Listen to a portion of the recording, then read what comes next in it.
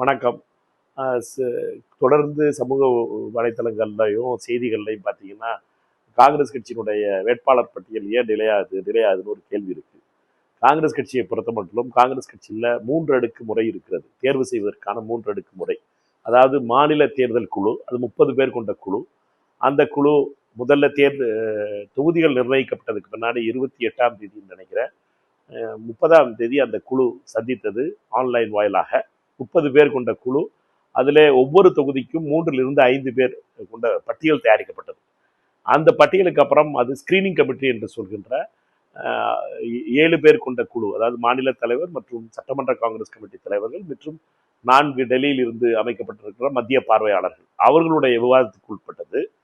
அந்த குழு ஒரு பெயரையோ அல்லது 2 பெயரையோ மத்திய தேர்தல் குழுவுக்கு அனுப்ப வேண்டும். அதாவது 31ஆம் தேதி அந்த குழு கூடியதாக எனக்கு தகவல் வந்தது. நேற்று எதிர்கட்சி தலைவர் ராகுல் காந்தி அவர்களும் காங்கிரஸ் தலைவர் கார்கே அவர்களும் தொடர்ந்து பயணத்தாலும் கேரளாவுக்கு சென்றிருந்ததால், நேற்று முன்தினம் கேரளா சென்றிருந்ததாலும், நேற்று பாராளுமன்றத்தில் பணி இருந்ததாலும் அது அந்த பணி முடியவில்லை. அதே போல ஒரு சர்வே, அந்த பெயர்களை பற்றிய சர்வேயும் நடத்தப்பட்டது 28 தொகுதிகளிலே. அதனால் இன்று 8 மணிக்கு 8:30 மணிக்கு அந்த மத்திய தேர்தல் குழு நடைபெறுகிறது. இதை பொறுத்த மட்டும் 28ஆம் தேதியிலிருந்து 3ஆம் தேதிக்குள் இது முடிக்கப்படுகின்ற பணியாக இருக்கிறது.